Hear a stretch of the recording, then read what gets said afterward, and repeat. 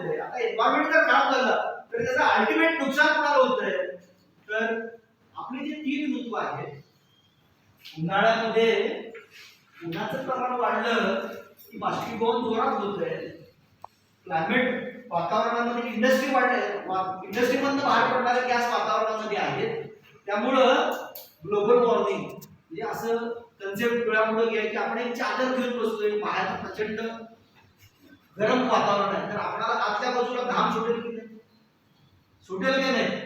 तशी अवस्था आपली झाली की आपल्या या ग्लोब वरती या हार्मफुल गॅसेसनं एक कवच तयार केलं.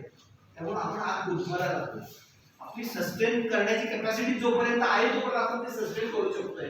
पण एक सिच्युएशन अशी येणार की आपल्याला हे सगळं सहन होणार नाही. म्हणजे थोडक्यात आपली पुढची पिढी आपल्याला जर चांगल्या पद्धतीनं डेव्हलप करायची असेल तर असे होणारे त्रासेस आपण काय करायला पाहिजे? कमी करायला पाहिजे. पोल्युशन काय करायला पाहिजे? कमी करायला. जसं इंडस्ट्री वाढायला लागली, म्हणजे जसं इंडस्ट्रियलायझेशन वाढत गेलं तसं अर्बनायझेशन म्हणजे खेडेगावातले लोक शहराकडे आले आणि शहरीकरण वाढलं. शहरीकरण वाढलं म्हणजे इंग्रजीमध्ये त्याला म्हणतात अर्बनायझेशन.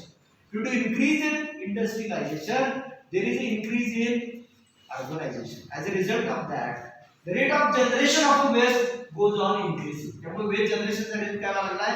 वाढायला लागलाय.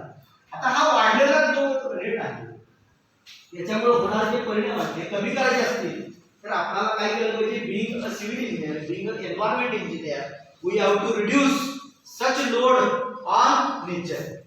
एक प्लांटेशन तर आपण करतोच, नुसतं प्लांटेशन करून चालणार आहे का? जर ह्या सगळ्या इंडस्ट्रीमधनं बाहेर पडणारं जे वेस्ट आहे त्या वेस्टचा कुठे वापर करता येईल का? म्हणून आपण अशा पद्धतीने काय करायला पाहिजे? विचार करायला पाहिजे. मग आता अशा इंडस्ट्री कुठल्या? तर पॉवर जनरेशनसाठी 2-3 प्रकार. आता इलेक्ट्रिसिटी जनरेट होते ना, ती पाण्यावरती पण जनरेट करतात. त्याला आपण हायड्रो पॉवर म्हणतो. काय म्हणतो? Hydro power. किंवा दगडी कोळसा जाळायचा, त्याच्यापासून स्टीम जनरेट करायची आणि त्या स्टीमवरती टर्बाईन फिरवायचे. याला आपण कसली इंडस्ट्री म्हणतो? थर्मल एनर्जी म्हणतो. आता ह्या थर्मल एनर्जीमधनं जो कोळसा जाळतात त्याच्यामधनं जी राख तयार होते त्याला फ्लाय ॲश म्हणायचं. काय म्हणायचं? Fly ash. अशी फ्लाय ॲश आपण कुठे वापरू शकतो का? कारण ही फ्लाय ॲश जर वर्षानुवर्ष जमिनीवरती साठून राहिली तर ती वाऱ्याने इकडे तिकडे पसरेल. त्यामुळं आपल्या नॅचरल ग्राउंडवरती जर ही फ्लाय ॲश पसरली तर पाणीचे आज पर्क्युलेट व्हायला पाहिजे. त्याचा रेट काय होईल? वाढेल का कमी होईल? कमी होईल. जमिनीची फर्टाईल कॅपॅसिटी वाढेल की कमी होईल? पोषक तत्व त्यांनी कमी होतील ना, त्यामुळे पीक उत्पन्न काय होईल?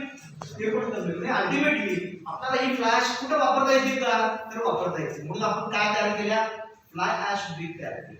म्हणजे विटा तयार करण्यासाठी जे सिमेंट वापरतोय त्या सिमेंटचं रेग्युलर चांगल्या क्वालिटीच्या सिमेंटचं कन्झम्पशन काय केलं? आपण कमी केलं आणि बाहेर पडलेली फ्लाय ॲश त्याच्यामध्ये थोड्या प्रमाणात काय केली?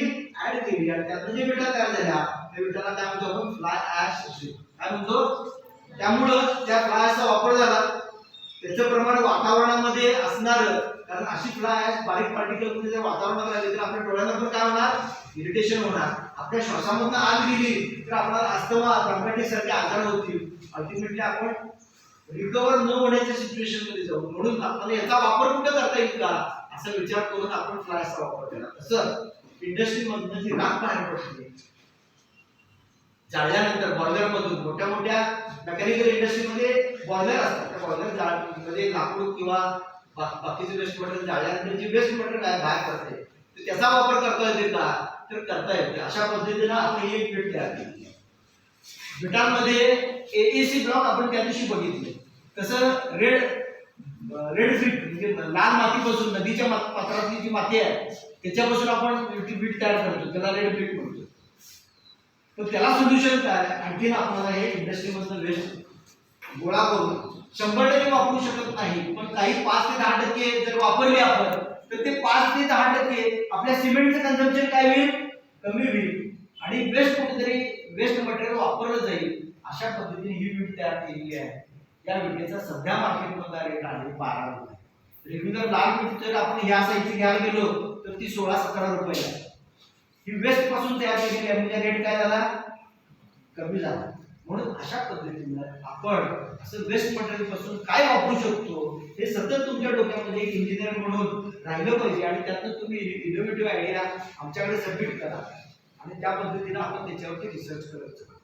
म्हणजे आता पुढच्या वर्षी तुम्हाला फायनल इयरला जो प्रोजेक्ट करायचा आहे त्या प्रोजेक्टमध्ये अशा पद्धतीनं वेगळं आता मी फक्त तुम्हाला एक सॅम्पलला सांगितलं, तसं आणखीन काय करू शकतो का, म्हणजे मार्केटिंग कुठल्या पद्धतीने करायचं, या सगळ्या गोष्टीचा विचार करून तुम्हाला भविष्यामध्ये इंजिनियर म्हणून बांधकाम करायच्या ऐवजी अशा इनोव्हेटिव्ह आयडिया जर मार्केटमध्ये आणल्या तर त्याचा तुम्ही जर पेटंट घेतला तर भारतभरात किंवा जगभरात असं तुमचं मटेरियल पुढे वापरलं तर त्याचे पैसे तुम्हाला मिळू शकतात.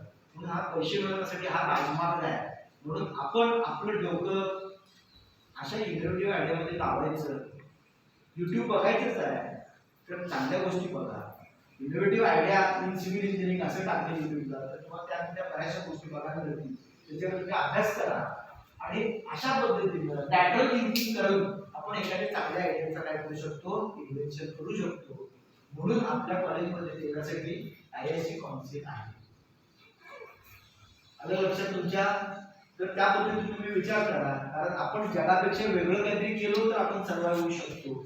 आपण वर्षाच्या राहिलो तर सर्वाइव्ह होऊ शकतो. नुसतं रुटीन काम सगळेच करतात. आलं का लक्षात तुमच्या?